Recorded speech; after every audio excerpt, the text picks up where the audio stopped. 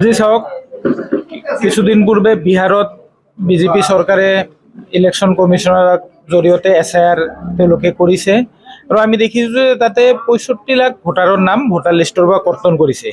মই ভাবোঁ যে যিখিনি আমি পাই আছোঁ এই SIRটো বেলেগ একো নহয়, এইটো কথা হৈছে বিৰোধী দলৰ ভোট কৰ্তন কৰিব লাগে, বিজেপি ক্ষমতালৈ আহিব লাগে। আৰু ঠিক একেদৰে এতিয়া যেতিয়া অসমতো এই বিজেপি চৰকাৰ হেমন্ত বিশ্ব শৰ্মা ডাঙৰীয়াই দেখিছে যে আজি গৌৰৱ গগৈ ডাঙৰীয়াৰ জনপ্ৰিয়তা ইমানেই বৃদ্ধি যে তেওঁ আতংকিত হৈ তেওঁ এতিয়া ইলেকশ্যন কমিশনাৰ কেন্দ্ৰ চৰকাৰ সকলোৱে মিলি যেনেকৈ পাৰে যে কংগ্ৰেছৰ বিৰোধীৰ ভোট ইয়াতে কৰ্তন কৰিব লাগে আৰু বিজেপিক পুনৰ ক্ষমতাত আনিব লাগে আৰু তাৰ বাবে তেওঁলোকৰ এটাই হাতিয়াৰ, সেইটো হৈছে SIR আৰু সেইটোৱে তেওঁলোকে অসমত কৰিবলৈ চেষ্টা কৰি আছে। হিন্দু বঙালীসকল আৰু মুছলিম বঙালীসকল কিন্তু আতংকিত হৈ আছে। সেইটো আতংকিত হ'বই, কাৰণ তেওঁলোকৰ চাওক কোনেও আপোন নহয়, এই বিজেপিৰ ক্ষমতাৰ বাহিৰে তেওঁলোক কোনেও আপোন নহয়। এতিয়া তেওঁলোকে হয়তো কিছু জাগাত দেখুৱায় যে তেওঁলোক হিন্দু বঙালী মানুহখিনিৰ খুবেই আপোন, কিন্তু তেওঁলোক হৈছে এইটো এটা তেওঁলোক ললিপপহে জাষ্ট, তেওঁলোকে কোনেও আপোন নহয়। তেওঁলোক যেনেকে পাৰে কাৰোবাৰ ভোটাধিকাৰ কৰ্তন কৰি হ'লেও সংবিধানে যি অধিকাৰ দিছে এই অধিকাৰসমূহ ভৰিয়েৰে মোহৰেৰে হ'লেও তেওঁলোকে ক্ষমতাত আহিব লাগে আৰু তেওঁলোকে সেইটোৱে চিন্তা কৰি আছে। অকল ৰাজনীতি আপুনি চাওক, আজি হিন্দু বঙালীসকলক লৈ ৰাজনীতি কৰি আছে। আজি আপুনি চাওক ব্ৰহ্মপুত্ৰ ভেলীৰ পৰা কেইজন হিন্দু বঙালী মন্ত্ৰিত্ব আছে হেমন্ত বিশ্ব শৰ্মাৰ চৰকাৰক আপোনালোকে নিশ্চয় চাওক।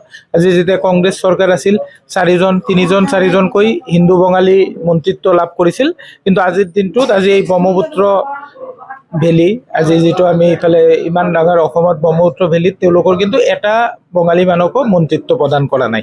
এইটোও বুজা যায় যে কেৱল হিন্দু বঙালীসকলক তেওঁলোকে কথাৰ ফুলজাৰিৰে তেওঁলোকে কৰি আছে, মানে ব্যৱহাৰ কৰি আছে, ভোটটো লৈ আছে, কিন্তু সঁচা ক্ষেত্ৰত উন্নয়নৰ কথা তেওঁলোকে হিন্দু বঙালীসকলৰ উন্নয়নৰ কথা তেওঁলোকে কেতিয়াও চিন্তা কৰা নাই আৰু ভৱিষ্যতেও চিন্তা নকৰে।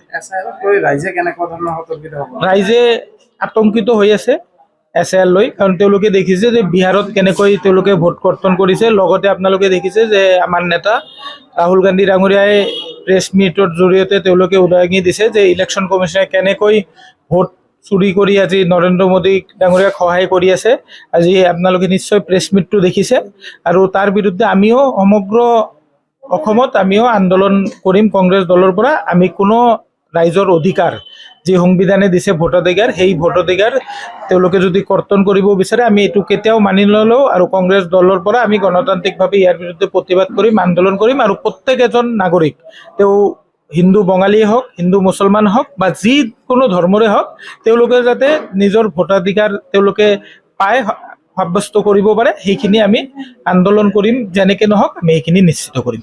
যিকোনো খবৰৰ বাবে যোগাযোগ কৰক 7099017330 লগতে 7099017110 নম্বৰত।